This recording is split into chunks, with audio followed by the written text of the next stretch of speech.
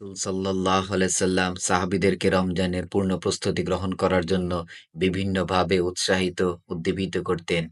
রমজানের ফজিলত সম্পর্কিত হাদিসগুলোর অধিকাংশই রমজানের পূর্বের বিভিন্ন বৈঠকে রাসূল আরবি সাল্লাল্লাহু আলাইহি সাল্লাম সাহাবীদেরকে জানিয়েছেন। তিনি তাদের উৎসাহ দিয়ে বলতেন, "রমজান বরকতময় মাস তোমাদের দুয়ারে উপস্থিত হয়েছে। পুরো মাস রোজা পালন আল্লাহ তোমাদের জন্য ফরজ করে দিয়েছেন। এ মাসে আল্লাহ কর্তৃক একটি রাত প্রদত্ত হয়েছে যা হাজার মাস হতে উত্তম। যে এর কল্যাণ হতে বঞ্চিত হলো, সে বঞ্চিত হলো মহাকল্যাণ হতে।" নাসাই হাদিস নাম্বার 2106। রাসূল সাল্লাল্লাহু আলাইহি সাল্লাম সাহাবীদেরকে রমজানের পূর্ণ প্রস্তুতি গ্রহণ করার জন্য বিভিন্নভাবে উদ্দীপিত করতেন।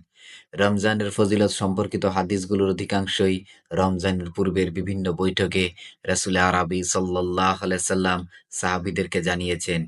তিনি